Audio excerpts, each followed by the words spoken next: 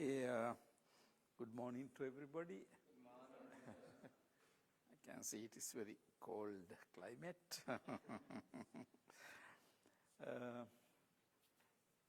Yes, so far I have been discussing with you, the religious path, and also in our last discussion we discussed the goals and also the paths to be followed to realize the goal. Today's discussion, I will be discussing with you the attributes of God. Actually, attributes mean basically the qualities or characteristics. But when we use the word attribute, those are attributed by others, in the sense we attribute certain things to God. Okay, so but basically what it means is the characteristics, features of God. Now, when we study world religion, why should we study attributes of God? Because I will be discussing with you attributes of God, and also after that I will be discussing the existence of God, the arguments presented in religious literature to prove the existence of God. Now, why do we have to do these two things is something important, because usually when you study world religions, you may be studying about each and every religion, but I'm not following that path. But I will be discussing with you briefly about these religions later. But what I thought is this. Now, when we are living with these religions, when we try to understand these religions, basically in the theistic religion, the main concept is God. Okay. Now, in the world today, basically, even if you take this country, we have, in addition to Buddhism, we have Christianity, and also we have Islam. Not Jewish religion as far as I know, but there can be Jew people visiting like that. But basically, three world religions are found here. And also you have Hinduism, in addition to Chinese religion. But basically when we talk about theistic religions, we are talking about Judaism, Christianity and Islam. And also the main aspects of Hinduism. When you do this discussion, you will see that in Abrahamic religion, that means Judaism, Christianity and Islam, the concept of God basically comes in the Bible, Early Testament and also the New Testament or later Testament. Now, the biblical God, the God that is mentioned in the Bible, okay, I want you to read Quran and the Bible, and then you will see how the God has been described. What are the stories around God, so the biblical God. But when we talk about attributes, actually we are not talking about very much biblical God, but keeping the concept of biblical God in the background, we will be discussing more the characteristics attributed to God by theologians, also by philosophers. Okay, so basically these characteristics are attributed to God by theology. Now, you know the word the theology, theo, we can say logos or logi. Theo means God. So theology means the discussion or talking about God. But basically logos means word, logi. The logi comes from logos. Logi means, the literal meaning is talking about God. But of course when we say theology, It means the study of God, the study about God, academic study of God. So those meanings are there. So theology. And those who do theology, those who think and speculate on theology are called theologians. Okay? And in a professional sense, we say theologian is a person who teaches theology in a university or academic institute. But that is a more professional meaning. Like today we use the word philosopher to person indicate like engineer or doctor or mathematician. Philosopher is a person who is teaching in a university this subject. But you know that originally philosophers were not necessarily university teachers. Even in Greece, the philosophers became particularly academic. Of course, academy is a Greek word coming from Greek language. So the Plato. But Socrates was not a teacher like that. He was more like a freelance person. And then there were many other host of philosophers who were not university teachers. So this professional meaning came starting from Plato, but that's a long time ago in the European tradition. But as you know, in Indian tradition or Chinese tradition, you don't have philosophers teaching in universities. For example, in the Chinese tradition, Confucius taught, but he did not teach in a college or something. And then Lao Tzu taught. But more than that, they were religious people. They were philosophers in a sense that they had their own view of life, and then they were So in India we have Buddha, the Jaina Mahavir, and so many others up to very recent time. They were not academic sense. So the theologian basically means that type of person who is thinking about, contemplating on God. Okay? But today we have a more professional sense of the term. However, when we are discussing these terms, attributes, we are talking about this theologian's concept of God. Okay? That theologian's concept of God, you will see in certain respects, it has some similarities from the biblical God.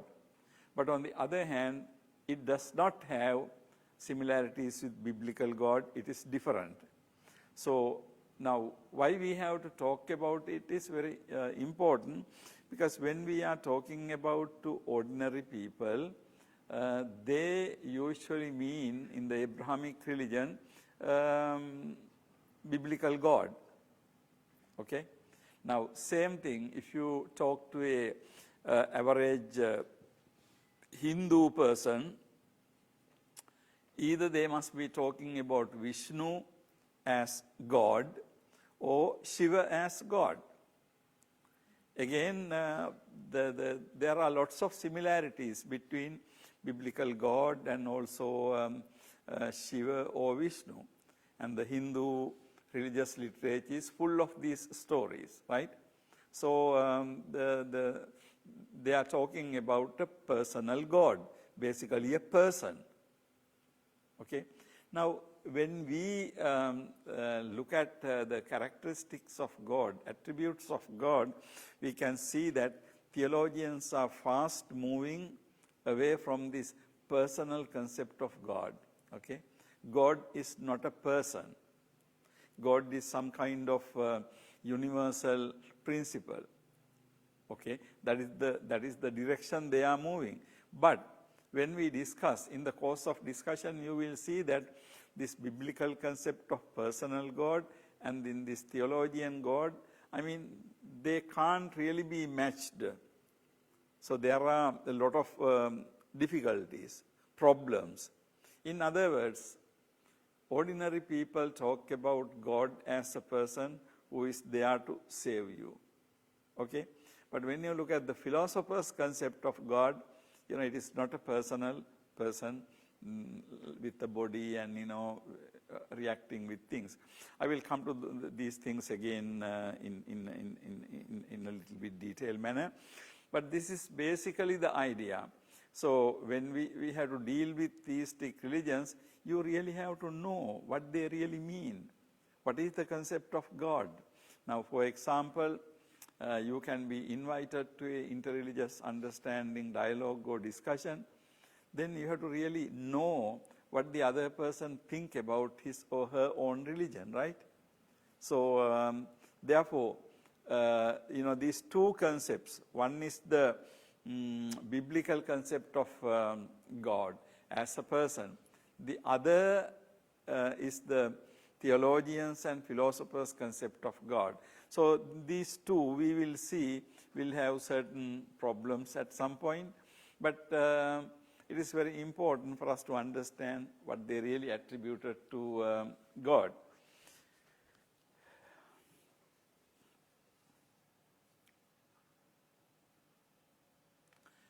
In theistic religions, the belief in God is central, but who is God? From the Vedic religions to Vaishnava and Shaiva sects in India, and from Plato and Aristotle of early Greek philosophy to Abrahamic religions, Judaism, Christianity and Islam, the concept of God is found, defined and described in a variety of ways. In fact, in my the paragraph, I say Plato and Aristotle of early Greek philosophy to Abrahamic philosophy. Historically, this has to be corrected. Actually, the Abrahamic religion started before Greek philosophy.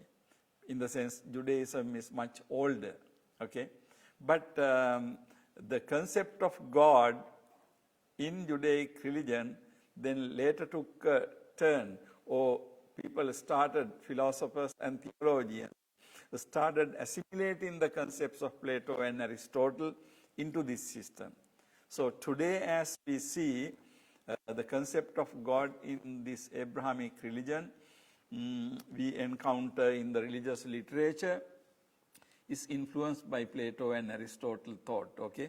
So historically, although Judaism is early, but Christianity and Islam are later, Greek philosophy chronologically comes in between, but the concept of God has been influenced by Greek philosophical thinking. So, so the concept of God is found, defined and described in a variety of ways. A way to know God is to know about His attribute. In Western theology, God is understood as the most perfect and infinite being. He is the creator and sustainer of the universe. According to St. Augustine, who lived between 354 to 430 after Christ, in addition to those two functions, God is omnipotent, omnibenevolent, omniscient, and omnipresent. These four are considered to be the main and active attributes of God. In fact, although I mentioned omnipresent but basically omnipotent, omnibenevolent, and omniscient are the three main characteristics. Omnipresent is some include, some don't include, but certainly it comes among the attributes of God. So we can say these four or these three are considered to be the main and active attributes of God. Now these three attributes, basically omnipotent, omnibenevolent and omniscient, including omnipresent, are considered to be the active, in the sense there are some other attributes of God which are called metaphysical attributes, which we come later. Now these characteristics are basically called attributes. One reason is they are the really functional attributes when God creates the universe and also maintains it. Okay? So now basically when we look at the theistic religious literature, God is defined as the most perfect being. Now this definition is important because later we can see in the Christian tradition they are using this concept, perfection. perfect, God as a perfect being. Now, the significance of the definition is when you say God is perfect, I mean, he has to be perfect in every sense. Okay, perfect. And also infinite. Now, infinity we will discuss later under the category of metaphysical attributes of God. So, the God is basically infinite God and perfect God. But these two adjectives, attributes, are very important because almost all other adjectives kind of depend based on this. So, when we say God is, perfect, and also God is infinite. So, God is perfect and God is infinite. Infinite means limitless. You can't really gauge. You can't really fathom, the depth of or the width of the concept. So, the most perfect infinite being, and then he is the creator of the universe, and he is also the maintainer of the universe. Now, this world and universe are kind of interchangeable. Okay, interchangeable in the sense stories sometimes get ambiguous because we are given the idea that God created the world. This world we are living in. But on the other hand, we know that today we know so much about the universe. Now, the earth we are living, the world we are living is, tiny thing in the universe. Today, scientists talk about systems of world. Now, in Buddhist literature, we have Dasa Sahasri Loka Dhatu, 10,000 world system. But then 10,000 world system is, like it tries to give the concept of Loka Dhatu as innumerable. Okay. So, the interpretation is really God created universe. Okay. God created universe. But, universe is, even difficult to fathom, because usually the idea is that, the earth is located somewhere like, we say Milky Way. So, this is the galaxy we are supposed to be. In this galaxy around this corner, there is, there is sun. The sun is not a very big, not very small, but middle-sized star. Around that sun, Earth is one satellite, one, goes around the sun. So, sun is a star, and then Earth is a planet that goes around. Now, even among the planets that goes around this middle-sized star, Earth is not the biggest. Of course, it is not the smallest either, but not the biggest. Right? Now, you can see that how complex is the universe. There can be innumerable amount of stars like this. There can be innumerable amount of planets that goes around these things. And then even the planets have, like our moon, the objects going around them. So, the creation is understood to be the creation of the universe. And but anyhow, basically the story is more focused on Earth, where we are living. So, there is some kind of ambiguity there. So, sometimes the universe has been created by God. In some sense, this world has been created by God. But anyhow, the existence we know of, for the existence of we know of, God is responsible. It is God's activity. And then also God maintains it. Now, these are the basic functions of God. Now, today we are trying to understand, in addition to these functions, in order for God to be engaged in these functions, there are certain characteristics that are, the needed for God, important for God. Now, additionally, there are 4 other metaphysical attributes of God, namely simplicity, timelessness, immutability, and impassibility.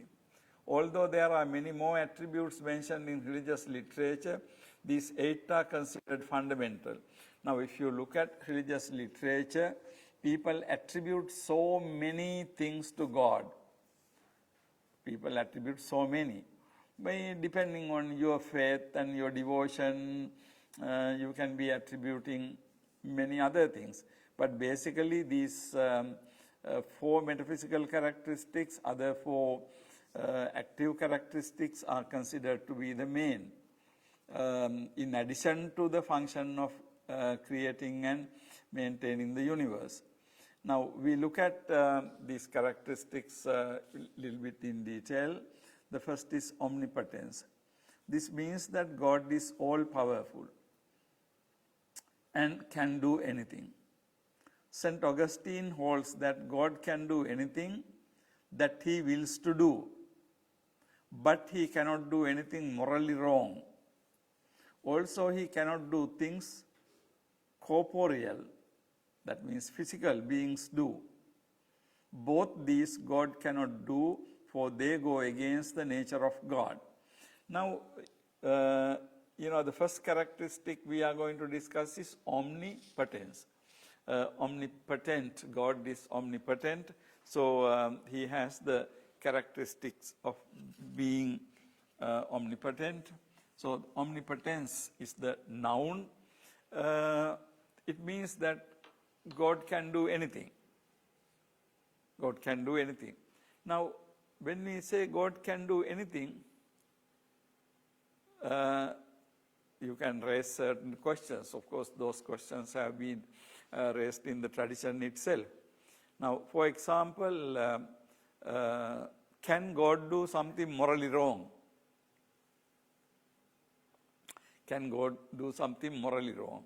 Now, according to St. Augustine, God can do anything he wills, anything he intends to do. God can do anything. But the interesting thing is, can God do anything morally wrong? So the answer is no. But it is, you have to understand this. When we say God cannot do morally wrong, this word, the meaning we use, cannot. Now, for example, next you have, but can God will to do something logically impossible? Many philosophers think that God cannot do logically impossible things. Creating a square circle, for example. Now, when we say that God cannot do morally wrong things, God cannot do logically impossible things. And also we can talk about there are certain things God is unable to do. God doesn't have power to do. So when we say God cannot, this cannot doesn't mean only one meaning. Okay? For example, when we say God cannot do morally wrong thing, simply because God's moral quality doesn't allow him to do it. But does that mean that he cannot do it? Does that mean that he doesn't have power to do it? Does that mean that he is not power-wise, physically capable to do it? So when we use the term God cannot do anything morally wrong, God's inability doesn't mean any kind of limitation of his power, but simply because God is so good, he cannot do anything morally wrong. Cannot do means his nature doesn't allow him to do. Now, if I may give you a Buddhist example, discussing Sotapanna person, in the Ratana Sutta we have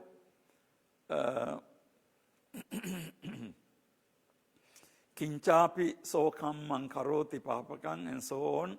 Ababho sotassa patichadaya. Ababho sotassa patichadaya. And Sotapanna person cannot hide, cannot conceal, even if he does something wrong. So it means that Sotapanna person can be doing certain wrong things, but by his very nature, ababho sotassa patichadaya, he can't cover up it. Now when we say he cannot cover up it, simply what we mean by that is he cannot cover up it because his moral nature is such. He will not cover up it, right? So in other words, we can talk about moral impossibility. Okay? Moral impossibility. Not that you cannot do that, but you will not do that. Okay? But then, on the other hand, we can talk about logical impossibility. Now, what is the logical impossibility? Logical impossibility means certain things we cannot imagine in our mind. Okay? Certain things we cannot imagine in our mind.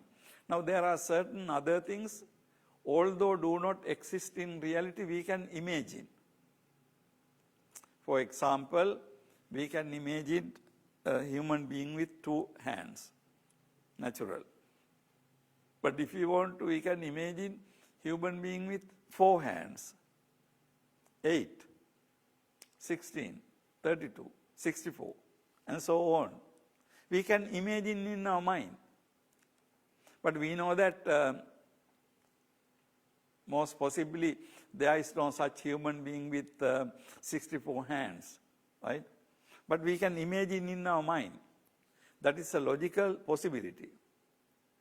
And for example, elephants don't fly. But we can imagine a flying elephant, right? With wings, elephant flying in the... You can imagine in your mind. And also if you ask somebody, he can draw, paint, flying elephant. But can we imagine or draw a square circle? A square is square, right? Circle is round. Now, why we cannot? I mean, why we cannot even imagine a square circle? Because when you say something is a square, we attribute certain characteristics. When we say something is a circle, we attribute another set of characteristics. Now, these 2 sets of characteristics don't go together. Okay? So, I mean, you can imagine half square, half circle thing or things like that. But you cannot imagine a square circle. Because it is nonsense, right? Because how can you imagine a square circle? You can imagine hot water. You can imagine warm weather. All these things. But you can't have circle which is square or square which is circle. Because, okay, that we take as a logical impossibility. Now the idea is that can God do, if God is omnipotent, can God do logically impossible things? Now, that indicates another impossibility. Okay, so that we can talk about God is morally unable to do certain things, and also this question whether God is capable of doing logically impossible things. Now look at this. A classical objection to this attribute has been presented by Averroes, Ibn Rushd, I think, an Islamic philosopher of the Middle Ages. That means about more than 1,000 years, roughly. Can God create a stone so heavy that God could not lift it?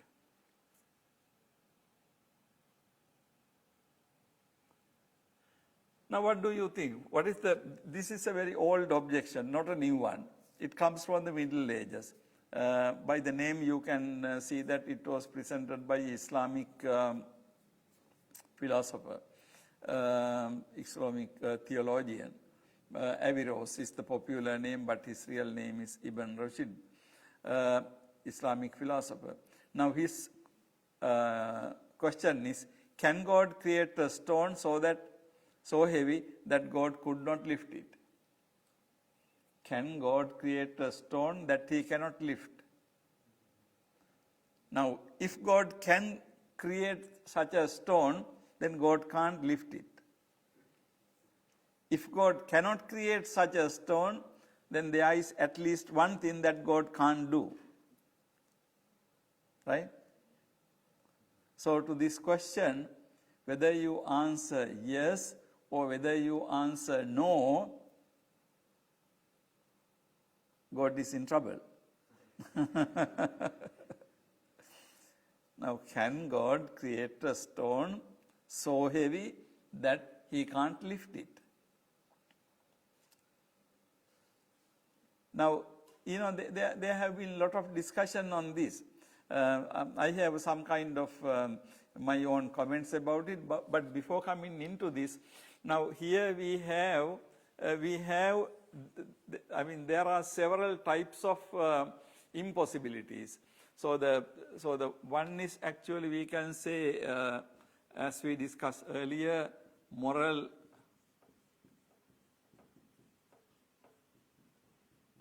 impossibility. Cannot do, you can say, even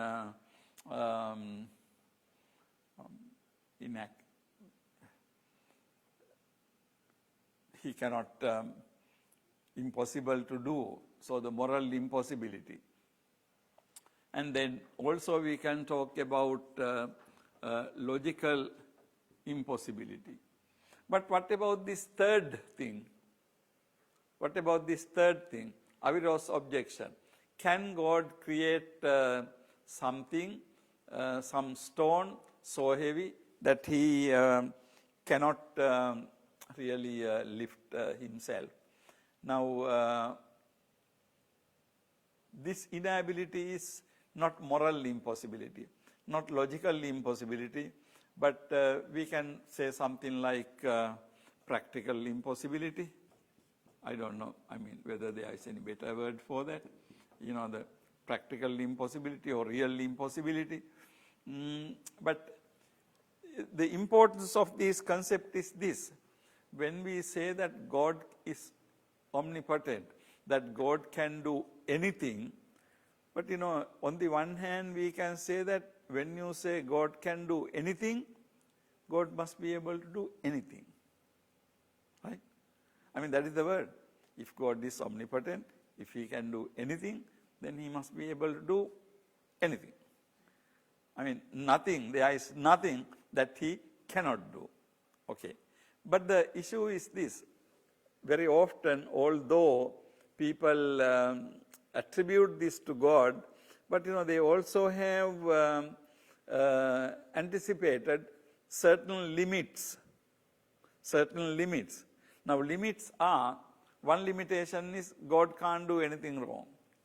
God cannot do anything morally bad, because by definition God is a perfect person. By definition God is perfect. So perfect means he is perfect goodness. Okay? He is perfectly good. Now, because he is perfectly good, the moral impossibility means not that he doesn't have power to do, but by his very nature, he will not do that. That is what it means. In that Buddhist example, a stream winner, he will not do certain things, even if he were to die. But that doesn't mean that he doesn't have practical ability to do that. He can do that, but he will not do that. So, that is moral. And then logical. And also this example is practical impossibility. Can there be certain things, nothing to do morality or with logic, but simply, even though God is omnipotent, are there certain things, that God cannot do. Now, these are some of the things that come when we talk about this concept. Look at my second paragraph. The defenders of the attribute say that this objection with can and cannot together is contradictory. Can God do something that he cannot do? Therefore, it is an impossibility. Now, although this objection, whether God can create a stone so heavy that he cannot lift, people say that this is really a problem for God. But on the other hand, some others say that if you look at the sentence, can God create a stone so heavy that he cannot? Now you have both can and cannot in the same sentence. I mean, this is one way to look at it.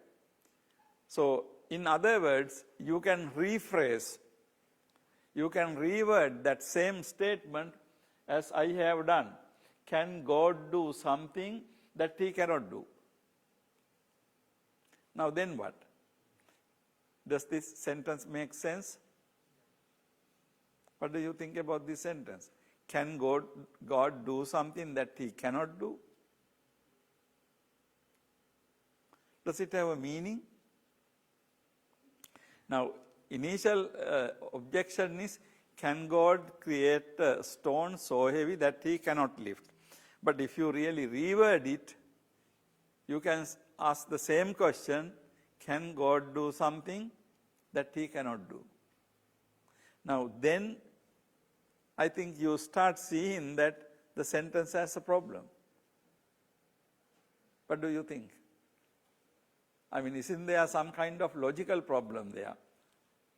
I mean, when you look at it, can God create a stone so heavy that he cannot lift? Okay, it sounds like, really interesting challenge. But if you put it this way, can God create something that he cannot do? Can God do something that he cannot do? Now, you ask can, whether he can, but at the same time you say cannot. But if God is omnipotent, there can't be anything he cannot, right? There can't be anything he cannot. Yeah.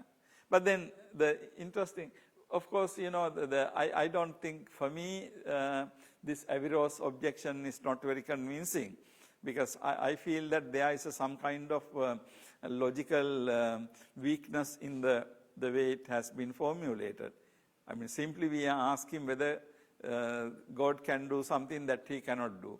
Because your sentence itself is a self-negating sentence.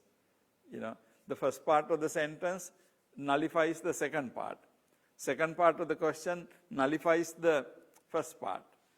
It's kind of, we can say, a statement is mutually contradictory. A statement is mutually contradictory. So that type of thing.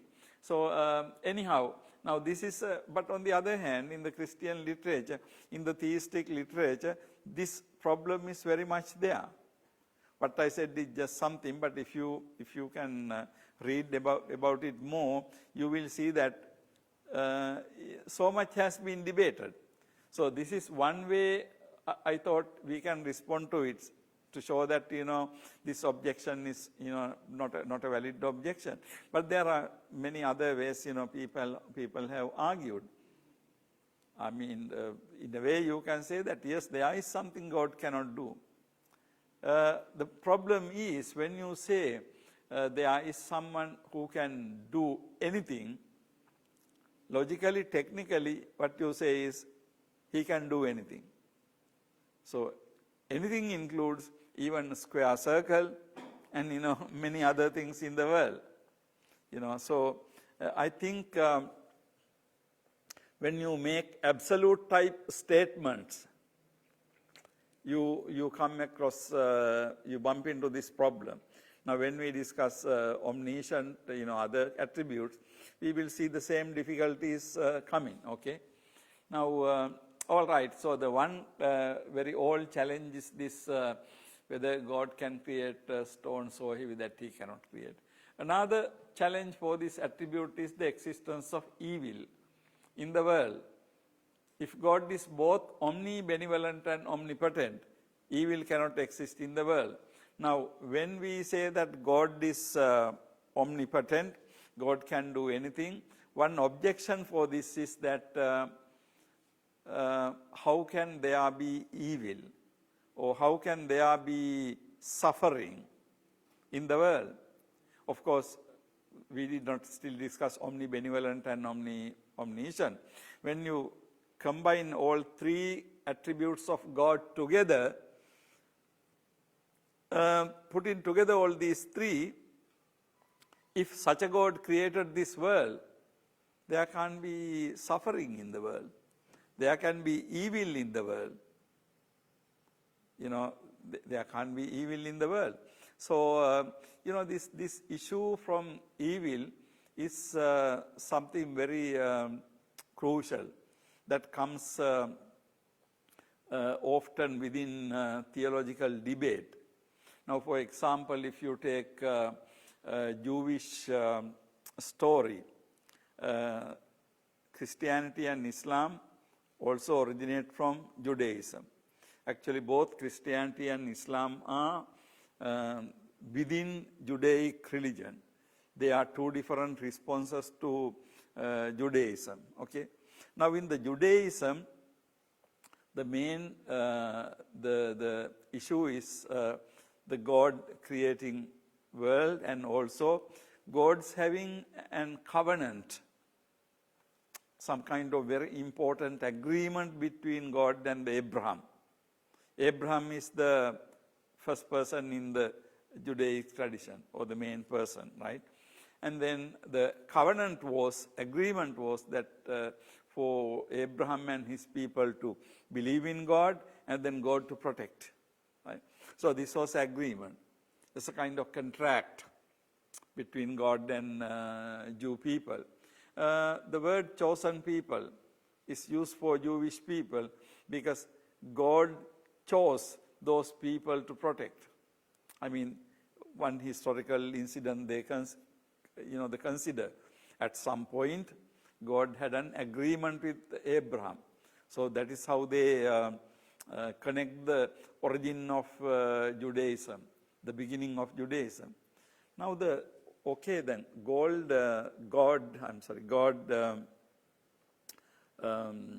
promised to protect them. But if you look at the Jewish history, Jewish history from a very early period is a lot of suffering for Jewish people. Now, in the biblical literature, you have this chapter called Exodus. That is when Jewish people were taken as slaves to Egypt. And then Moses is the person who rescued them. So from that very early period, in the actual Jewish history, you see that Jews have been persecuted many places they were in. Finally, ending up in the Second World War. In the Second World War, estimated 6 million people. There were small groups of gypsies and, other, what they considered to be the non-Aryan people were also killed by Hitler. But basically Jewish people, if you roughly go by the numbers of 6 million, there's a really huge issue. What did God do till 6 million of his chosen people were being ruthlessly, inhumanly assassinated?